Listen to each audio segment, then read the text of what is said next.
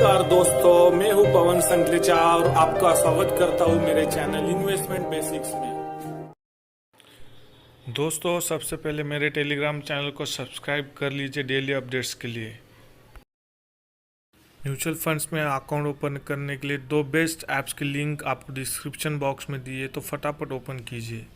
देख लेते हैं कि पूरे डिस्क्रिप्शन में क्या क्या दिया रहता है। ठीक है, रिटर्न में जब जाएंगे तो आपको 1 ईयर, 3 ईयर, 5 ईयर ऑल का रिटर्न दिख जाता है, आपको कैटेगरी दिख जाती है और म्यूचुअल फंड की रैंक भी दिख जाती है। ठीक है। उसके बाद प्रोज और इसमें अगर जाएंगे तो लो एक्सपेंस रेशो है। ठीक है, 1 year return are higher than category average return और 3 ईयर का return are higher than category average return. ठीक है, asset under management is more than 5000 crore. ठीक है, risk adjusted return are lower compare to the category. ऐसे आपको बहुत सारी चीज़ें दिख जाएंगी। फंड ओवरव्यू में अगर जाएंगे तो ठीक है, फंड ओवरव्यू आपको दिख जाएगा। ठीक है, उसके बाद रिटर्न कैलकुलेटर और एसआईपी और वन टाइम कैलकुलेटर आप अपने हिसाब से वन टाइम और एसआईपी का कैलकुलेट कर सकते हैं। 3 ईयर आपको कितने की एसआईपी पर मंथ शुरू करनी है। ठीक है, उसके हिसाब से आप देख सकते हैं कि अगर आपने पिछले कुछ सालों में इन्वेस्ट किया होता। ठीक है, मैं सेलेक्ट करता हूँ पिछले 1 साल में अगर मैंने 2000 भी मंथली सेव करके अगर किया होता तो मेरे को 10% उसका एनुअल रिटर्न मिल जाता। ठीक है, जो भी 1 ईयर का रिटर्न है।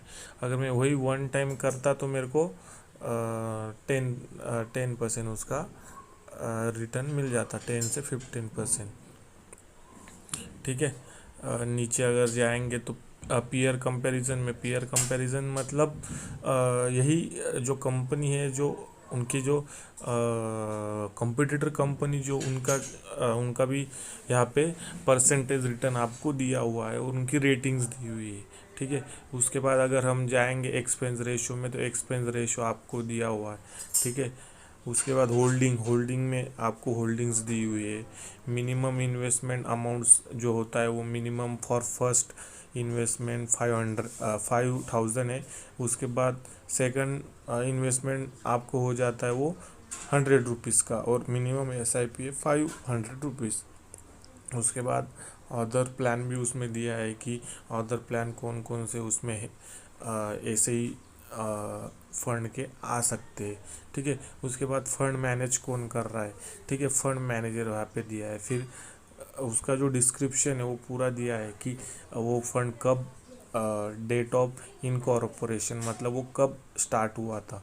ठीक है, उसका डिटेल आप डिटेल्स पे जाके पूरा उसकी वेबसाइट्स है उस पर आप चेक कर सकते हो। और टोटल जो एसेट वो मैनेज करती है तो इंडिया में उसका रैंक कितना है, तो रैंक 6 रैंक है। ऐसे हर एक फंड का आप चेक कर सकते हो। फिर इन्वेस्टमेंट ऑब्जेक्टिव भी आपको वहाँ पे दिया है। ठीक है, ऐसे बहुत सारी चीज़ें हैं कि आपको आप चेक कर सकते हो। ठीक है, नमस्कार दोस्तों, तो मैं आज आपको बताने जा रहा हूँ कि म्यूचुअल फंड सेलेक्ट करते हुए आपको कौन कौन सी चीज़ें ध्यान रखनी चाहिए। ठीक है, तो इसके पहले भी मैंने एक अपना वीडियो बनाया है पिछला, तो उसमें भी मैंने यही बताया था। तो आज हम उसके आगे देखेंगे और क्या क्या चीज़ें। ठीक है, तो सबसे पहले मैं ओपन कर लेता हूँ हाई रिटर्न वाला म्यूचुअल फंड। ठीक है, दोस्तों मैं आपको बता दूं कि हाई रिटर्न वाले म्यूचुअल फंड में आपको जितना ज़्यादा रिटर्न मिलता है उतना ही ज़्यादा रिस्क रहता है। ठीक है, उसका जो ग्राफ है आप देख सकते हैं कि बहुत ही ज़्यादा अप डाउन होता है। ठीक है, देख सकते हैं आप। 5 ईयर का ग्राफ ले लेता हूँ मैं। 5 ईयर के ग्राफ में अगर किसी ने लास्ट 5 ईयर इन्वेस्ट किया होगा तो उसको 11% रिटर्न मिला है। ठीक है, लास्ट 1 ईयर में उसको 10% रिटर्न मिला है। तो ऐसे उसका ग्राफ आप जो देख सकते हैं कि वो बहुत वैरी होता है। ठीक है, देखिए उसका ग्राफ। तो दोस्तों आगे बढ़ते हैं, अगला है हमारा टैक्स सेविंग फंड। और टैक्स सेविंग फंड में आप देख सकते हैं कि इसका बेनिफिट क्या रहता है कि हमको टैक्स सेव करते आता है। ठीक है, तो देख लेते हैं। देखो उन्होंने बोला है कि up to RS 1.5 lakh will be tax free under ATC। ठीक है, जो भी आप म्यूचुअल फंड इन्वेस्ट करेंगे उसमें आपको 1.5 लाख तक आपको टैक्स फ्री रहेगा। ठीक है, तो ये tax free tax free mutual fund होता है। ओके तो दोस्तों यहाँ पे देखो लिखा है मॉडरेटली लो रिस्क, यानी इस फंड में आपको लो रिस्क मिलता है। इसकी वजह से आपको जो है वो रिटर्न जो है कम मिलेगा, लेकिन रिस्क कम रहेगा। जैसे कि आप यहाँ देख पा रहे हैं कि 5 ईयर का 8.93% रिटर्न है, 1 ईयर का देखेंगे तो 10.25 रिटर्न है, ठीक है। और ओवरऑल अगर देखते तो 9.01% का रिटर्न है, और उसका ये आपको ग्राफ दिख रहा है, ठीक है। तो ऐसे ही आपका जो better than FD mutual fund जो प्लान रहता है ना, तो वो बहुत ही आपको सूटेबल रहता है।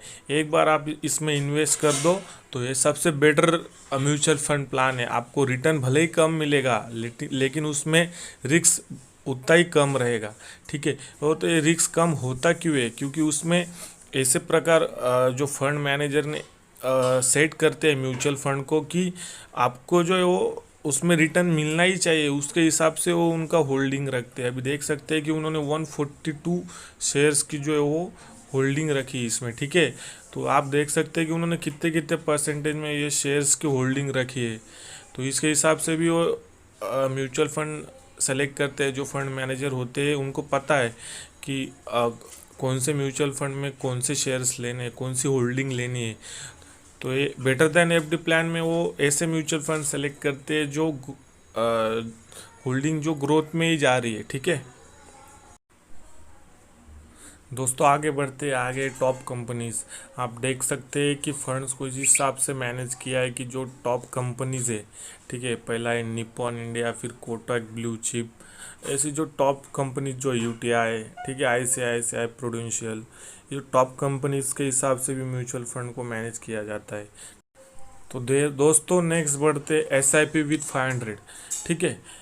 SIP विथ 500 में चलो हम ओपन कर लेते हैं axis small cap fund direct growth, ठीक है। इसमें क्या होता है कि आपको SIP सेलेक्ट करना पड़ता है, या फिर वन टाइम भी आप कर सकते हैं, ठीक है। SIP या वन टाइम आप देख सकते हैं कि 3 ईयर के ग्राफ में उनको 9.60% का आपको रिटर्न दिख रहा है, ठीक है।